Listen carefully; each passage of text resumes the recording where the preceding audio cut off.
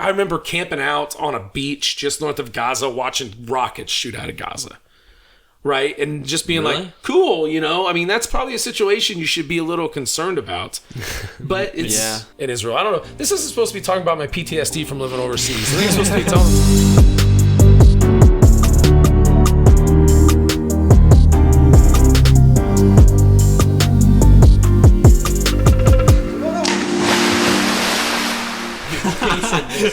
Mason. Right. 5 seconds.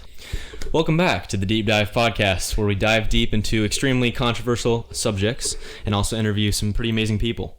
Thank you for listening or watching, whichever one you're doing. If you find us inspiring, go try subscribing. How we doing today, boys? Doing good? Pretty good. It's our first time in 3 weeks. Yeah, that we've all been together. A little gap without the full gang, but yeah. We're back. Yeah, we got a great guest coming on today, and we're gonna kick it off though real quick with an unpopular opinion.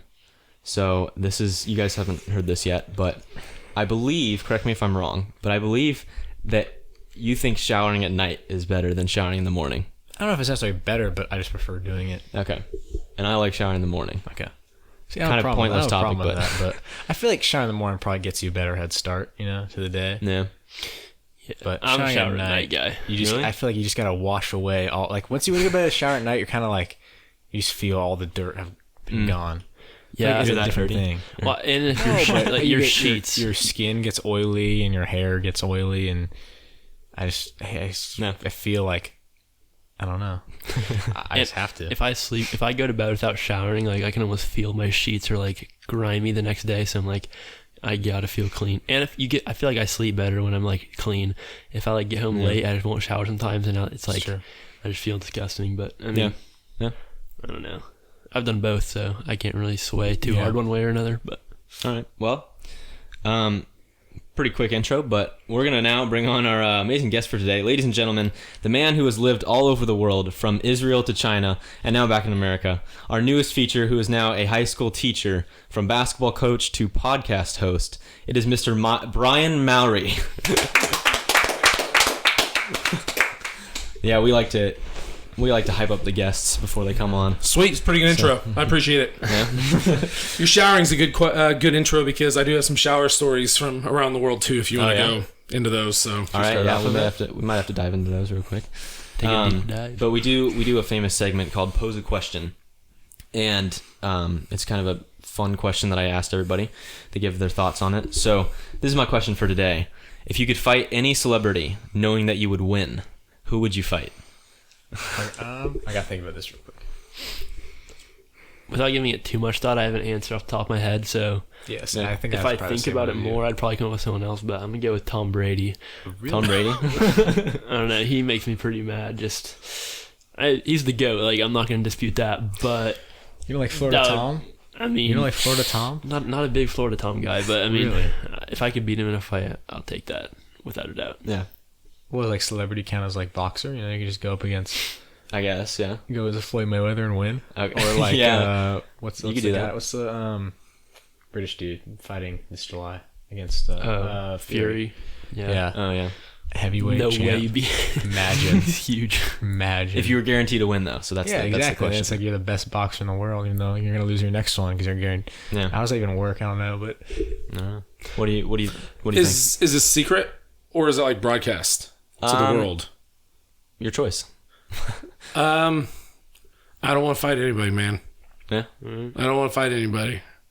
That's a good answer. It's peaceful. Pacifist over here. A little bit, but whatever. I'm not trying to come off as all high and mighty or whatever. I have no clue I'd want to fight. That's true. Yeah.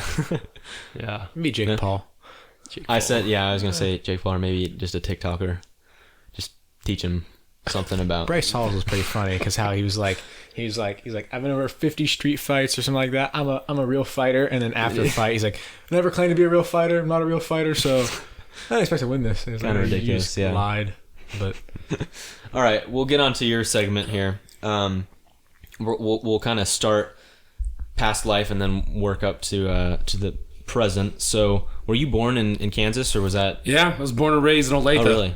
Yeah, my parents are both educators, so didn't move or anything. Just kind of. Yeah. Yeah. All right. Well, do Did you play? Granted, I was in Johnson County before it was really Johnson County, if that makes sense.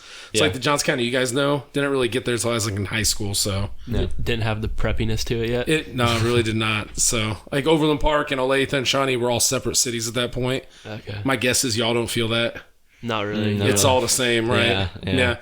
So, but yeah, this was I was well traveled as a kid. My parents, we traveled every summer, like in the station wagon. It's not like we were, but I'm a Kansas kid. Yep. Yeah. Did you play basketball in high school? Or I did play basketball in high school. Okay. Played at Olathe East, and I wasn't great. I was good enough to play varsity, but it was we won state my senior year. It was kind of a big deal. Go. That's cool. Yeah. So, but it was, I don't know, I probably averaged maybe 8 minutes a game. Yeah. I was amazing at setting picks and knowing where to be. Those were my two jobs. So, Was there like class distinctions back then? Like, I mean, now we have 6A, 5A, and all that stuff. I know how old you think I am. Yes, we were 6A, George. All right. Yeah. Fair enough. Yes, we were. Yeah. So you stayed in Kansas for a while, you said. And how long were you there? Were you like college or? Well, so I graduated in '98 from Olathe East High School, and I went to college in rural Kansas in a small school associated with my church. And so it was a different place, but it was, it wasn't the suburbs. It was like rural Kansas. People, or at least my students, are always not shocked or whatever, but I went to school in a dry county. Like, so there wasn't even alcohol allowed to be sold in my county. So my college experience was a lot different than what I think a lot of my students think they're going to experience when they go to college. But we did have chapel every week. So, there we go. but so by the time I was 23 and graduating, I was like, well, I don't know what I want to do. I knew I wanted to be a teacher, but I felt kind of phony coming into a classroom, social studies classroom, saying, hey kids, the world's amazing. You should go, blah, blah, blah. And I'd seen a lot of North America, but I hadn't lived or experienced anything. So that's when I kind of started looking for opportunities to get out in the world. So yeah, because you've been all over. I know. Did you go to Israel or China first? I went to China first. Okay. I had the opportunity, especially in 2002 when I graduated college. China was very much focused on the 2008 Beijing Olympics, and so they had this huge program to try and increase English proficiency across the board. And so they were just desperately looking for native speakers of English, which is how I kind of fell into my job. I got a job teaching. I was actually in a university in China teaching English teachers. So I didn't have to know any Chinese, because my students had studied English for 12 years, but they had never spoken to a native speaker. And so you can probably imagine. It's a lot different, yeah. Yeah, you guys would have had a tough time understanding them, and they would be speaking English to you. Not just because of pronunciation, they just used weird words. Like weird, because they learned from cassettes that were from like the British in the 1960s, right? It was just weird. They didn't know how to speak normal, colloquial, especially American English. And so my job was just kind of to talk to them. So it was kind of, and I had a college degree, which allowed me to teach in a university. And so it was I was very fortunate to fall right into that. And I still went to college during a time when you could graduate without a lot of debt. So that I was right at the cusp of that. Now it's virtually impossible. So I didn't have any debt either. So I was kind of free to do whatever, just go. And so I say, like, my stipend, I got paid every month. Obviously, it was a job. I got all my salary. I just saved, and I just traveled all over Eastern Asia. I figure I don't know if I'll ever be here again. So Eastern and Southeastern Asia. So I came back broke. I went over broke. So it was I broke even, which I'm. That's It was good. It was a good way of living for sure. Experience. So you'd say that, looking back on it, I mean, you wouldn't trade it like for the world, I'm assuming. I mean, the whole experience is worth all the money you spent, obviously. It's interesting, right? Think about where you guys, 17, 18-year-olds, it's weird thinking back, and that's what talking about, like, regrets. Like, you guys are probably looking forward thinking, this is so great. I'm on the cusp of the beginning if I get to do what I want, right? Y'all are going to be seniors, you're going to be graduating. So it's interesting to look back on that. I mean, it was, I have no regrets going there. It was brutally tough. It was a time before we talked about mental health, and I look back upon it now, and I was definitely depressed when I was living over there, because I was living by myself. I moved to. Oh, that makes it. I didn't go to Beijing or Hong Kong or Shanghai, any place that. I mean, well, shoot. Even at that time, it wouldn't have been very westernized. But I went to a city called Urumqi. If you look it up right now, if you pause this, look it up. Urumqi.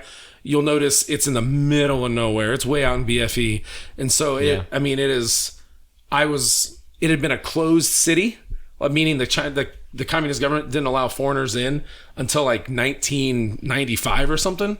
And so there were only like 70 foreigners in the whole city of like 2 million people. Oh, really? And half of them were South Koreans. And so they could blend in a little bit. Whereas, there's like 30 white people there. So I knew every white person in the city because we'd get together and hang out. And so it was a very lonely time, but it's funny when you look back, at least for me, when I look back upon my experiences, I only remember the good stuff. I don't remember the tough stuff. So I was fortunate enough to have my mom. I tried to keep a journal when I was there, but I'm lousy at it. But my mom saved every email I sent to her, and she like gave it to me a few years later, which essentially turned out to be my journal. And God, I was in a dark place. It definitely wasn't easy living outside of my culture for the first time. Yeah. It was challenging. So what about, because I've been in your class and you've talked about like how the locals in China and other parts of the world treated you, like you almost put on like a pedestal, like they wanted to just like always like get near you, and like because you were just a complete foreigner to them. So what was that like? It was strange from the aspect of, so I don't know how deep you want to get in China here. It's like so I arrived on a train. I flew to Beijing and I took a train all the way out to where I was living, and it was a 49-hour train trip. It was nuts. It was I was not ready for that. And I get off the train, and there's like there's several news channels that are waiting there, and like it was total paparazzi and nothing like anything I'd ever experienced. And all of a sudden I'm being interviewed and all this stuff, just because I was this foreigner who was coming in to help China better their English to prepare for the Olympics in 2008. Say what you want. You can say a lot of things there's a lot of things to say about the Chinese government, but they're very good at marketing to their own people. People stay on the party line. I mean, it's a one party state, and the party line was, we need to improve our English so we can show the world who we are. And this man was here to help. And so I was being asked to go to a ton of things. I was always being asked to give speeches or to open up things or to come to parties or to do all that sort of stuff. And I was not ready for it. By the end of the year, I knew how to handle it, but it was, it was a shock. That's for sure.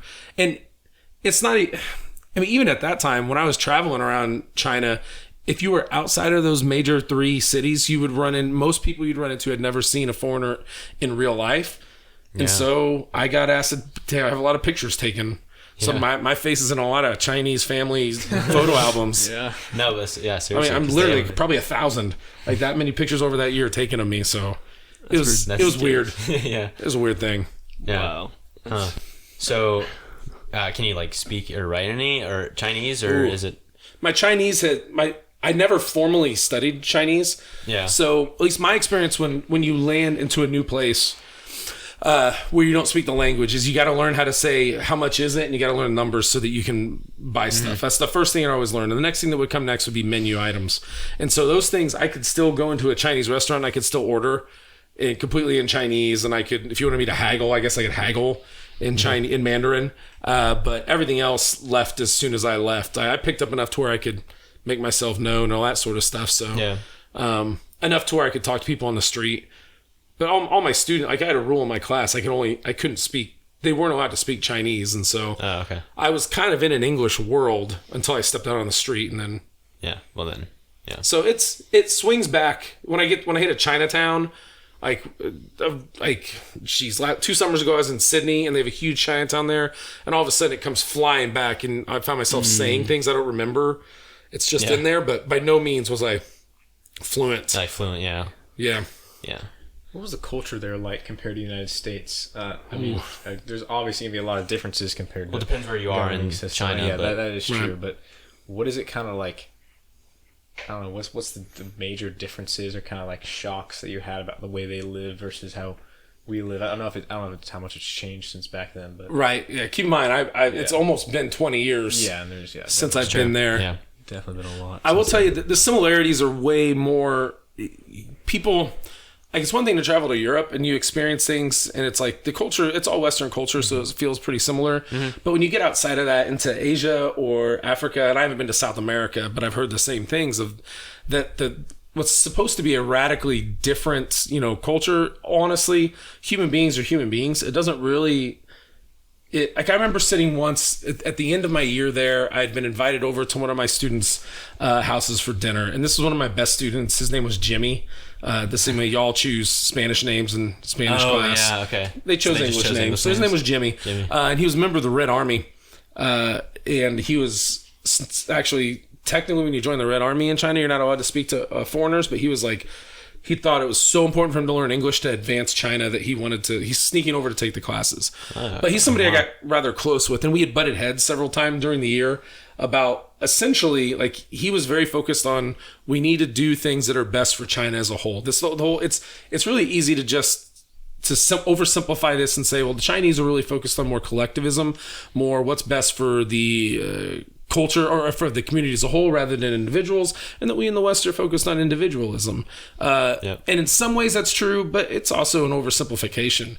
But I remember sitting on that last night talking with him and asking him, you've said a lot of stuff to me this year. Do you really believe this, man? I mean, do you really believe, like, are you willing to sacrifice yourself for the greater good of China and all this and all that stuff? And he said to me, essentially, if I want to live the life I want to live, and I want my children to have, or my child to have a successful life and to have a good life, I gotta say I believe those things.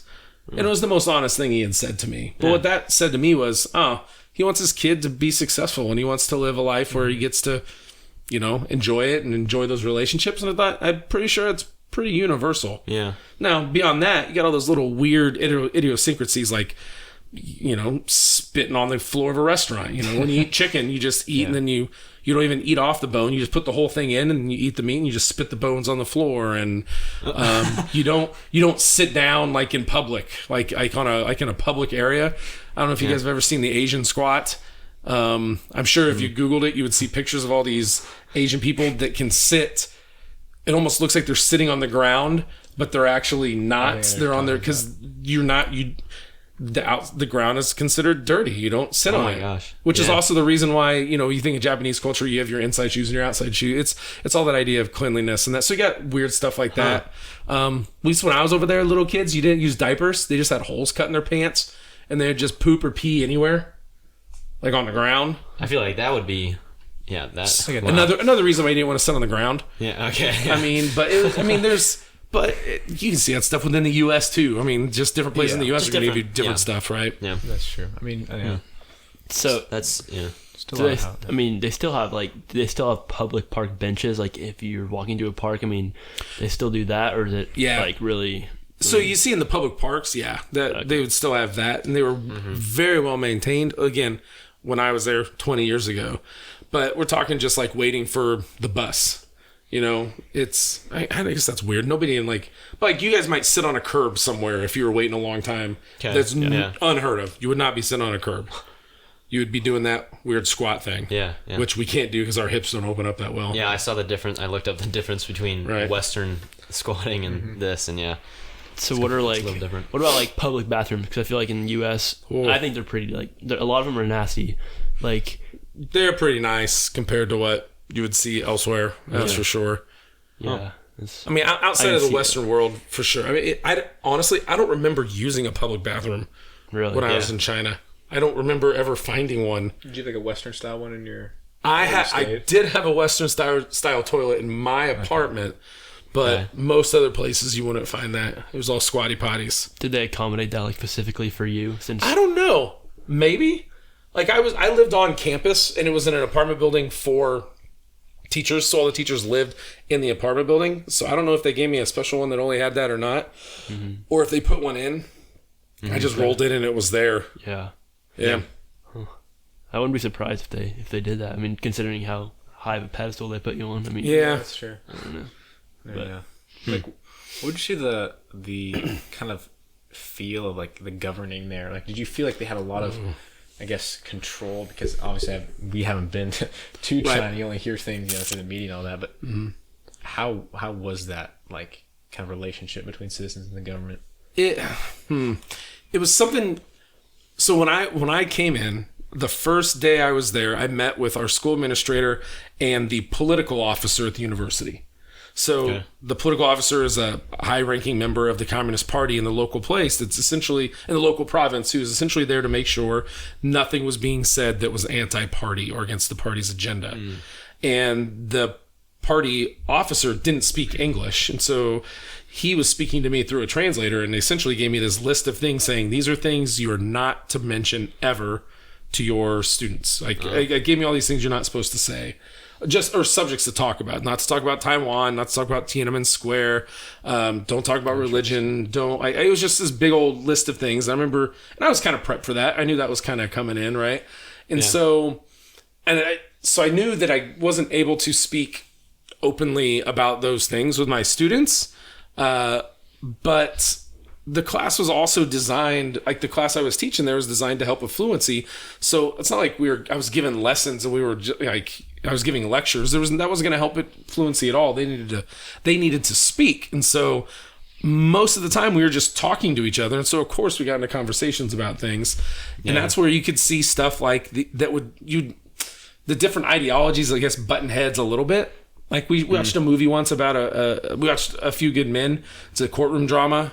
That's Nicholson. You Can't Handle the Truth. Tom Cruise. Okay. You guys are so young. Maybe you don't know this thing. It's phenomenal. But yeah. But I showed that, and we were talking about it, and Jimmy, that same student, told me, he was like, you know what? I think that's ridiculous. You in America, no wonder your country's falling apart, because you let that guilty man go free. And I was like, well, we have this idea of innocent until proven guilty. And he said, well, that's why your country's so weak. We don't have that. We think that, we'd rather have 100 innocent people in jail than one guilty person go free. He told me that specifically, and I was like, that's wow. Like the opposite of what we yes. think. Yeah, that's crazy.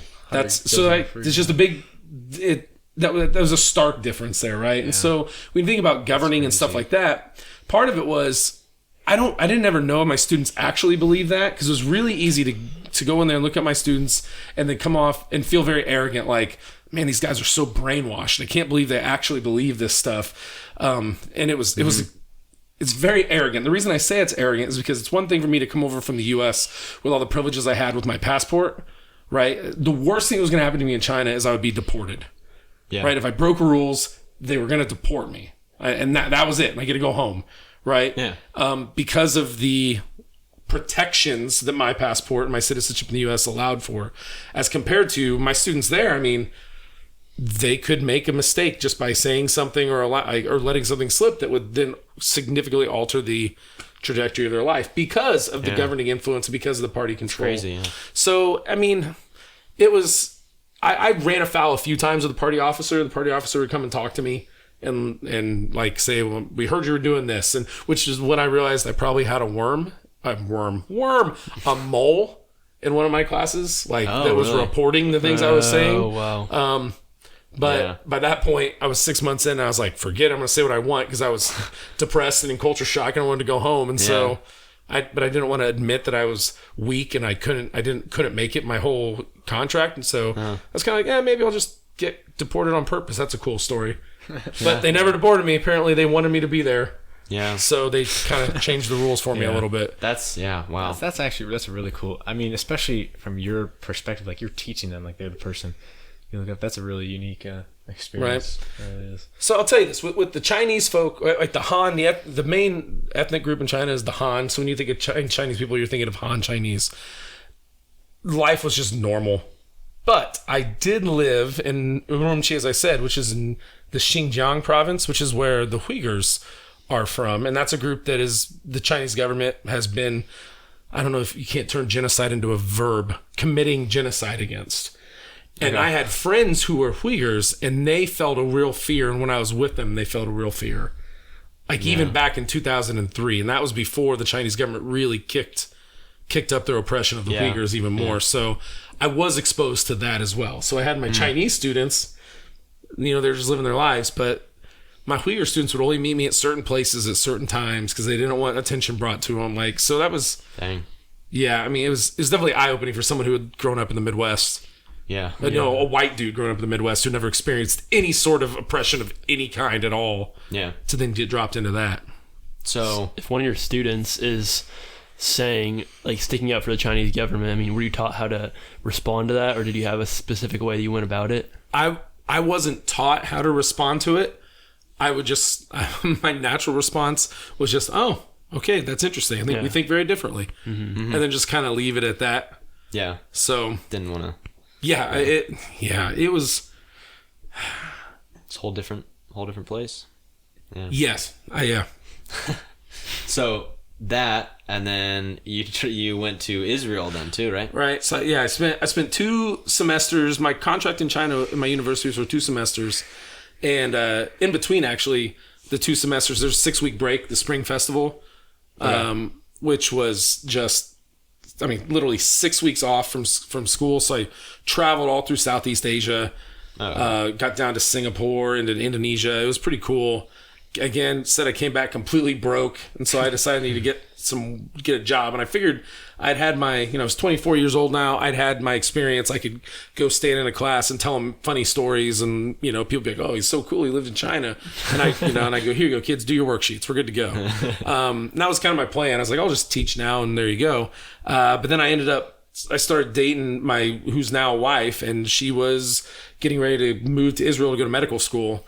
For a special medical school that was based out of Columbia University in New York, but it was a medical school for international health. And southern Israel is this really interesting hodgepodge with a ton of different types of people.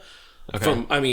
We're talking South Asian, African, European, Arab, just it is this weird mixture. And so you got to see a lot of different, it was a good place to put this international school to focus on international health. And so I decided, well, I think I love this girl. I want to get married to her. So I moved over there. We got hitched and I moved over there. And so then I had to find something to do in Israel.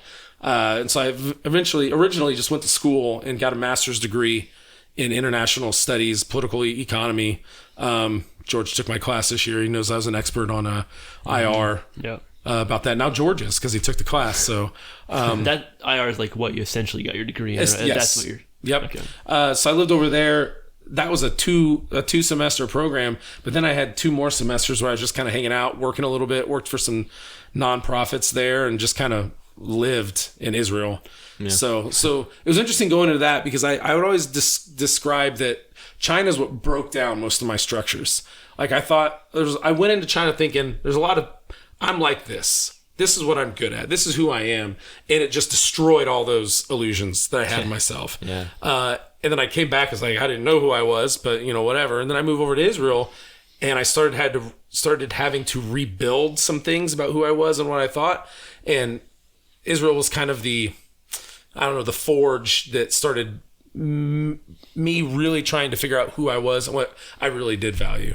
Because as much as I saw a little bit of oppression in China, in Israel, you couldn't escape the Israel-Palestinian question. It was always there. It's always there. Yeah. And no matter who you talk to, they were going to feel strongly one way or the other. And so you can't just hang out going, well, I don't care, I don't know. And so it was I definitely felt like I was under more stress. It was a different type of stress living in Israel. I don't know. This isn't supposed to be talking about my PTSD from living overseas. I think it's supposed to be telling them interesting stories about living overseas. Yeah. So a lot of cool stuff happened when I was overseas as well. Yeah.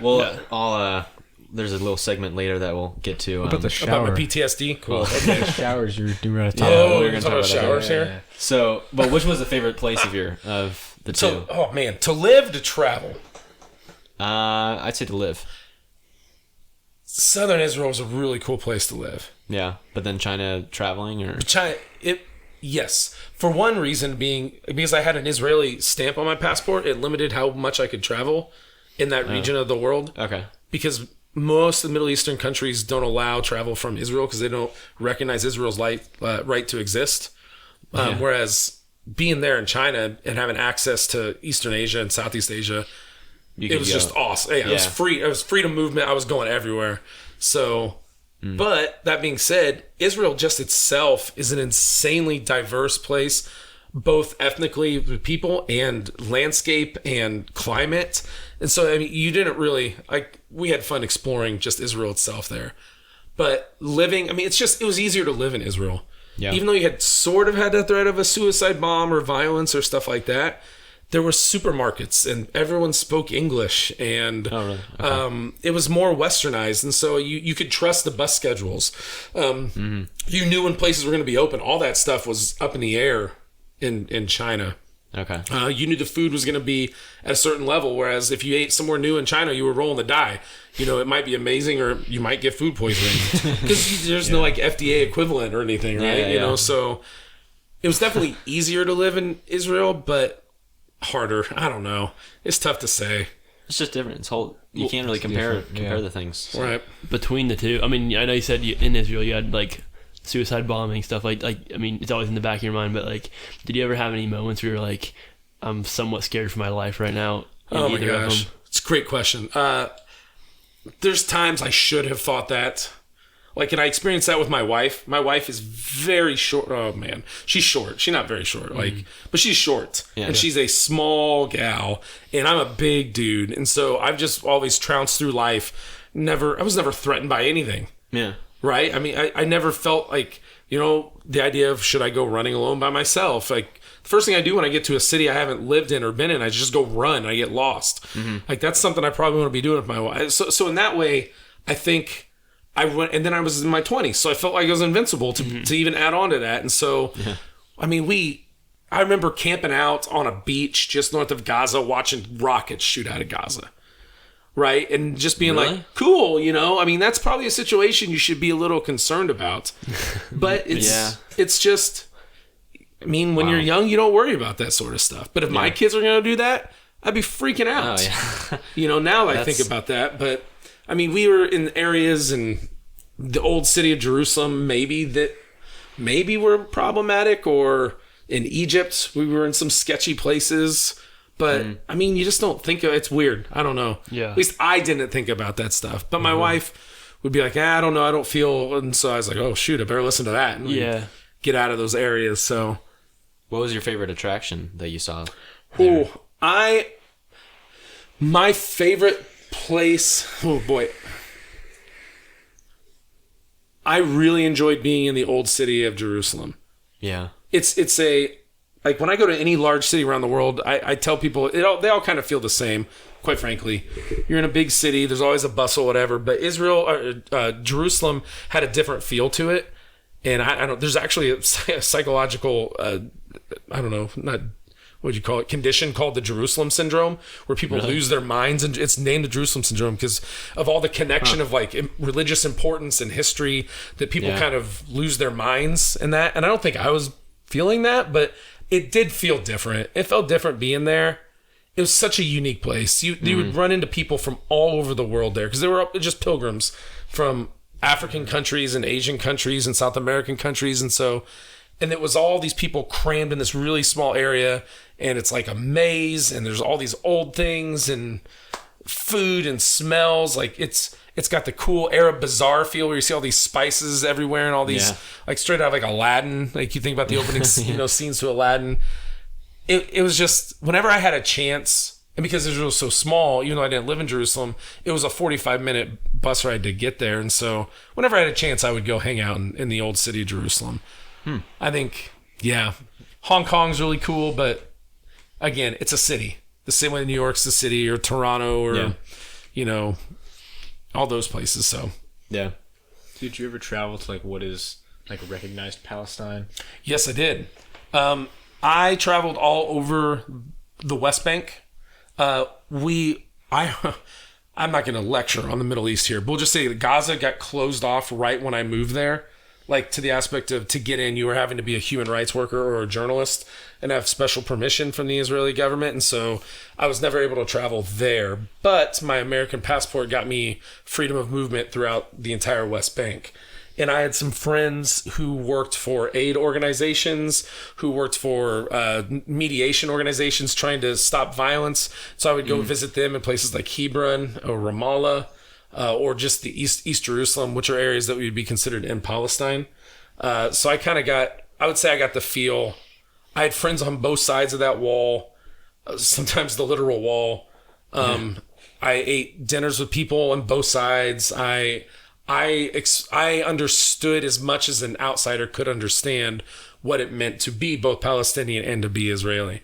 So like when people tell me, I'll hear a lot of people say, especially that I work with, they'll go, my parents are going to take a trip to Israel. And I'm like, oh, okay. Is it with your church? And they go, yeah. And I go, okay. And I just know what kind of tour they're going to give. Because you can get a really sanitized tour of Israel. I mean, when you look at the wall, if you're on the Israeli side, you won't even realize the wall's there. Like it's manicured and there's tree, like they've made it to where it's like hidden. Yeah. And then you get on the other side, and it's just graffitied up by Banksy and all these other folks, and it's obvious there's a thing there. And so it makes sense, right? Because it's sort of in the government of Israel's, you know, it's in their, they're incentivized to make Americans not look at that sort of stuff, or the tourists. They want them to come, have a good time, and go home saying, well, yeah, Israel's awesome.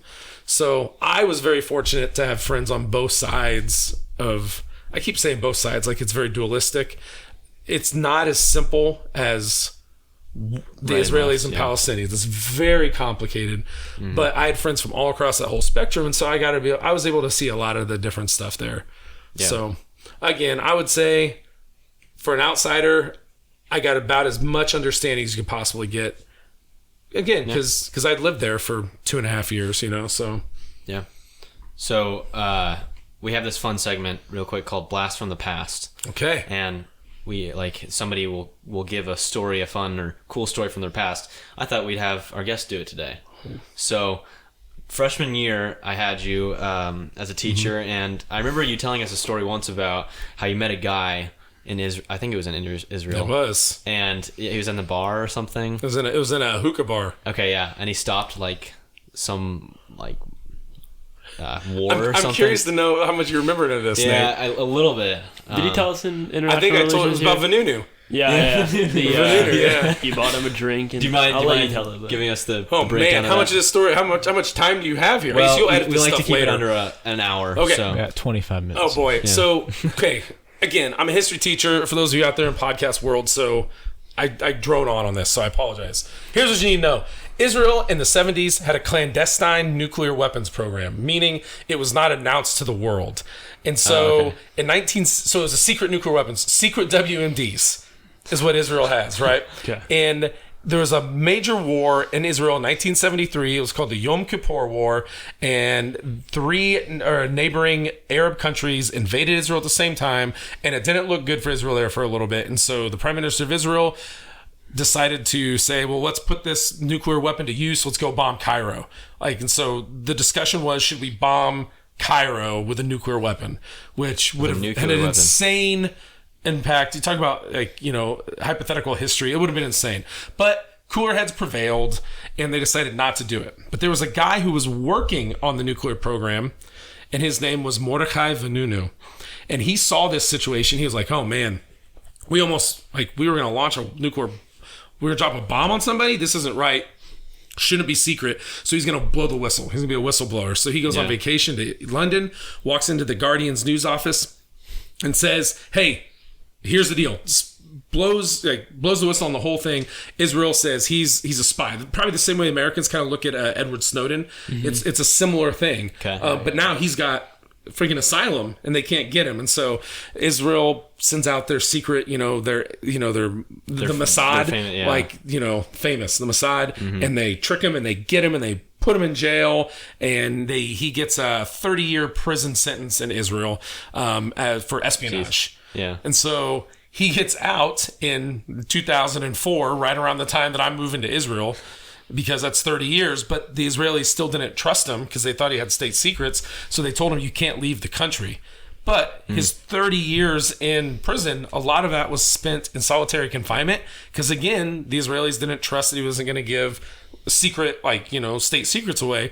And so Mordechai Vanunu, a Jewish Israeli, becomes very publicly anti-Semitic, saying, I hate Israel and I hate the Jewish people because they're doing all this stuff to me. He refuses to speak Hebrew. He's only going to speak English, and he learns Arabic. And when he gets out of prison, he goes and lives in an Arab section of East Jerusalem because he doesn't want to be around any Israelis. But that's technically still in Israel, and so that's where he's hanging out. Okay. That's where I ran into him at this bar, and he walked in, and everyone was like, oh my gosh, it's Vanunu. He's a big deal.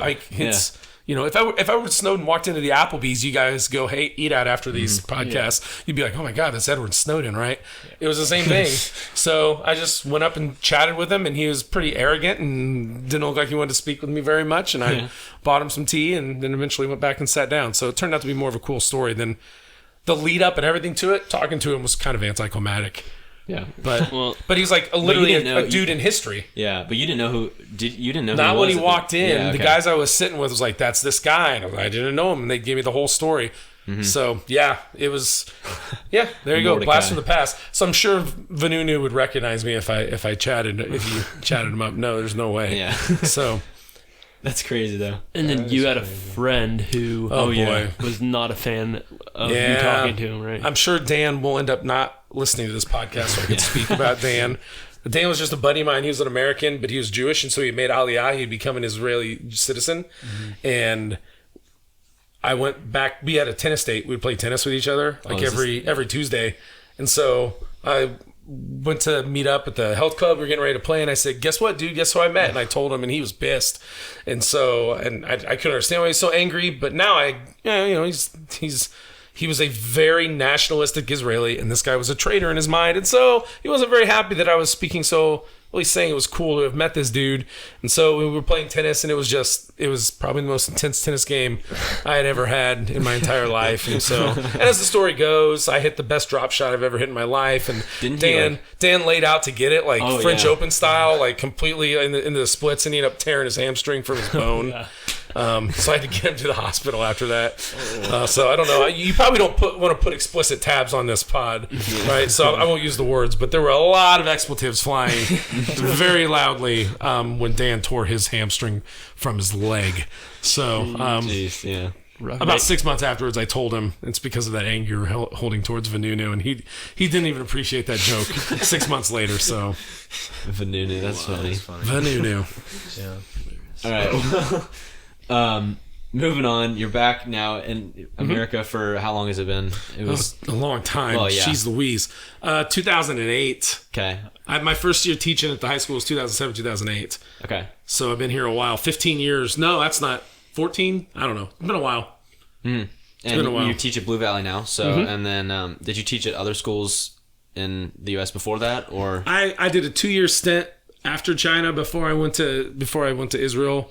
I taught at a middle school in Olathe. Then I just kind of fell into the job at Blue Valley. I was very fortunate and been there ever since. Yeah. How come you came back to Kansas? Yeah, I was gonna ask. Thing. Okay, so that's an interesting question, right? So I've spent what was that? Probably 4.5 years living internationally, and traveled a ton of other places in that time period as well. So I definitely got a taste of being outside the U.S. and being outside of Western culture. And now I live in a house that's 3 blocks away from the house I grew up in. Really? Like, yeah, I went around the world and moved right back to where I was from. And it's interesting because I don't feel a huge pull towards Kansas or loyalty towards being in this area, but there's a lot to be said about family. And I just had a lot of family in the area. And so when my wife and I moved back from Israel, we wanted to be around family because we had spent 2 years being away from family. Yeah. And that was prior to even Skype. Skype was just starting when we were over there. So, I mean, we were buying prepaid phone cards to call back home, and you talk for like 4 or 5 minute periods, and then your phone card would be out. And when I lived in China, there wasn't even reliable phones, so I didn't even talk to any of my friends or family for that entire year. My dad got through once to call me to check on something, and that was it. And in China, because it was also, I had 2 hours of what would you call it, supervised internet time every week. Oh, yeah. And so in the supervision, it wasn't like this cool firewall that you hear about now, the Chinese firewall. It was literally the guy behind me just sitting there watching what I was doing on the internet. That was their what do you want to call it? Their firewall program at that time. So being away like that, it's weird because we now live in a time where we have constant connection. I think now if my kids wanted to live overseas, I'd be able to talk to them whenever I want. The challenge is, are we awake at the same time? It's not, can we actually connect? So there's a real pull for us to come back on that. And now that then life happens, you start moving up the ladder in your job, and then you have kids, and before you know it, your kids have friends, and then you're kind of shackled. Kind of, yeah. So Sucker. about a year ago, my wife and I almost pulled the trigger on moving to New Zealand. New Zealand. Yeah, like she had some job offers, and we had visited there, and it's like a dream. But you know, family pulls you, man. Oh yeah. It's, I don't know, for you guys, It's- teenagers, it's a maybe you fair- don't feel that as much, but Well, I mean, we haven't been out to those places yet, so Yeah. I mean, we don't- Did you feel burnt out after you came back? You're like, were you ready to just coming crash home is right. It's an amazing feeling. Yeah. to come home can after- imagine. it probably- It's one. I mean, it's one thing to be on a trip for like 2 weeks, but when you're gone for 2 That years long. and you come home, it's pretty awesome. Like every time I came back, my friends would have big parties, and you know, it was just a cool thing to come back and see. Yeah, Yeah. that's an awesome feeling. Yeah. That's why you I see those bet. like military guys, and they come home and everybody's just weeping because it's a long time. People Right. don't realize how long it But is. even then, I mean, So I feel like you're more immersed in the, I guess, culture of Oh, yeah. places than somebody's living on like a base. yeah, There's yeah. definitely a comfort when you get back into your comfort zone, and I've outgrown this, but it was all through my 20s. I kind of viewed myself, this is getting way too philosophical, is in being in a constant state of exile. Of when I was living overseas, I felt like I didn't belong because I was different, and it wasn't like, it was just a different place. But I'd come home, I'd be like, why am I here? I want to go out. Like I had this wanderlust that was still there all the time. I wanted to get out. But having experienced it, it was just a weird feeling. 'Cause I didn't ever feel like I was where I was supposed to be or where I wanted to be, even when I was home or when I was overseas. And eventually that calms down, and I'm assuming that's just getting older, getting into my 30s and stuff like that. But yeah, my 20s, I just wanted to go. When I was gone, I wanted to be back. Yeah. It was And a then weird. when you're back, And then it's this. And again, I mean, I don't want to complain. I was fortunate enough to go live overseas in 2 different stints. Yeah, yeah. You know, that's pretty amazing. I know that's not a normal thing for people, but it plays with you a little bit. yeah, definitely. There's one place you like regret, I don't regret, or but wish you could have lived there or experienced that type of place. I know you mentioned kind of South America. You haven't been there yet. Is there somewhere? in South yeah. America? Is that on your bucket list or? I got a lot of things on a bucket list, I guess. Like for living, I think I'd like to live on an ocean somewhere, but a cold ocean. So I'm thinking like Scotland or Was Ireland? Is that? Ireland would be awesome. Tierra del Fuego down south. Japan, maybe up in Hokkaido, northern Japan. But like that's like, those are just nah. I mean, I'm happy where I'm at. Huh? Scandinavia. Oh, yeah. I mean, I don't know. Yeah. I'm happy where I'm at now. Even though it's Kansas. I would have said before like Pacific Northwest, but it's like 108 degrees there now, so maybe Kansas is where it should be. It's where it's happening. Thought it was out here, but So back to Kansas. Yeah.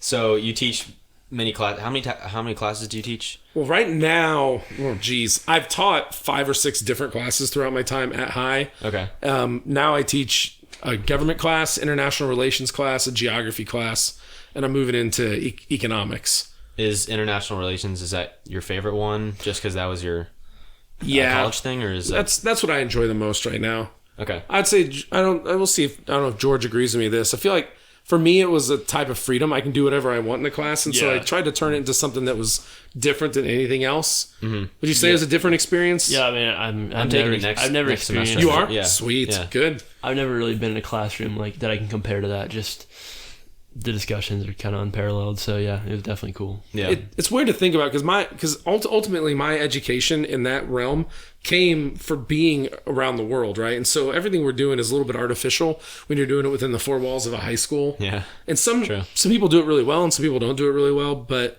ultimately it's not the best way to learn those things. And so my view is always, how do you try and bring an authentic learning experience? And the best way to learn is to do. I mean, we know that the best way to learn is to do. Yeah. The best way to learn how to podcast is just do it. How to build something is do it. How to understand different cultures is to go be around different cultures. But that's obviously not something you can do. Mm-hmm. So Giant field trip to China or something. right. Yeah. And plus, it's hard. It's not. It's also, by the way, since the subject is like living overseas and internationally, it's not for everybody. Oh, right? yeah. I mean, I'm a fairly resilient dude, and I barely made it. Mm-hmm. Right. So, I mean, it's a challenge in a lot of ways, and you don't even have to go overseas to have different experiences. I mean, you could just move, just don't come back to Johnson County for the first couple of years after college. Even you just move to Waldo or someplace, that's, 8 miles north of here. You're going to have a completely different experience culturally than what you'd have here, let alone having to go 10,000 miles around the globe. Yeah. Mm-hmm. True. Now, I know you said like earlier, we said that you have like, mental health struggles and you're trying to kind of find your like sense of like person, I guess. Like, who would you say you are now? I guess it's kind of a tough question, but Yeah, it's not a tough question because you hit about 2 years ago. I turned 40 and I sat down and wrote a mission statement for my entire life. Yeah. Because I guess that's what you do, or you buy a sports car. I wrote a mission statement. So, but I mean, I consider myself. I want to be somebody who is I want to be somebody who is peaceful.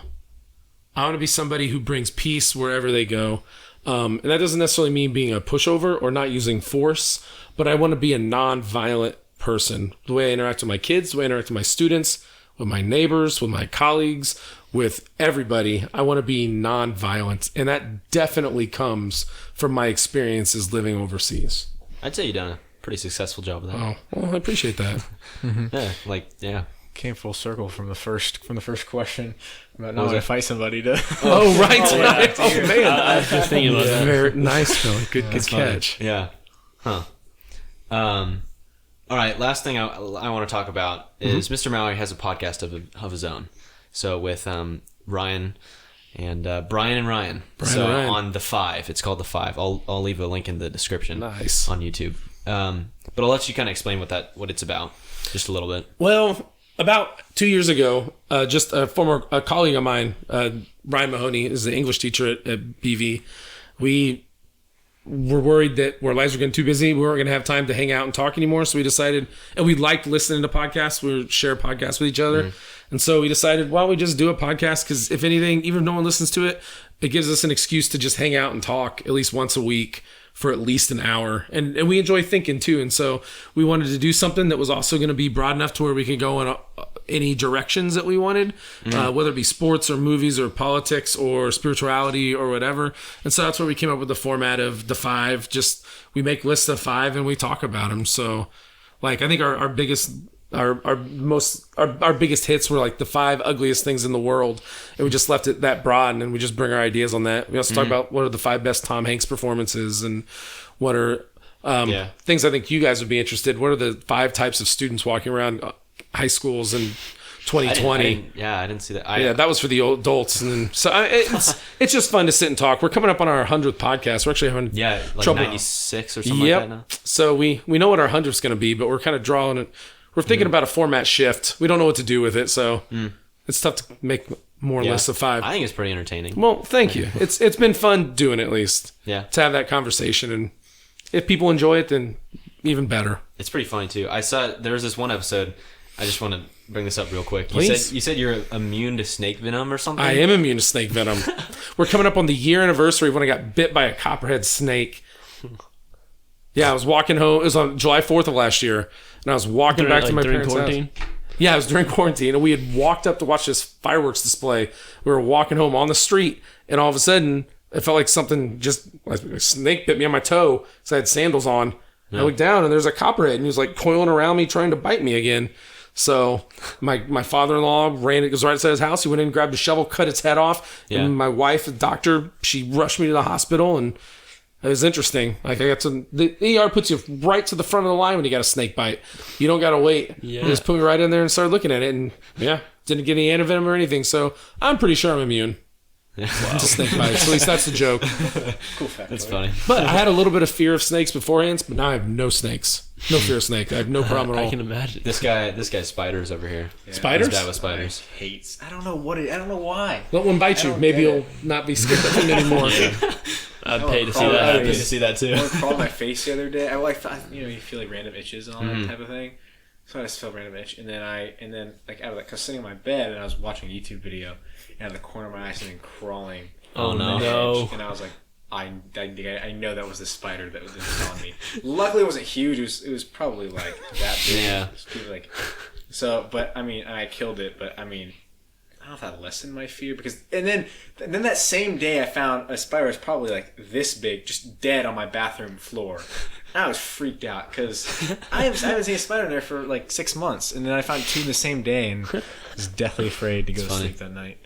But all right, I made it through. Still alive. Made it to the yeah. I'm still here. Maybe I'm Spider-Man. I don't know. All right. Well, thank you for joining us. Can we get another round of applause, Mr. Mowry? Thank you. This is enjoyable. Very Thanks for coming on. just unbelievable, entertaining all around. Yeah, it's crazy. But thank you guys for watching. Make sure you subscribe. We're doing this for free right now, so hopefully we can get some sponsors. Maybe that's in the works. I don't know. We'll see. And see you guys next week. Peace.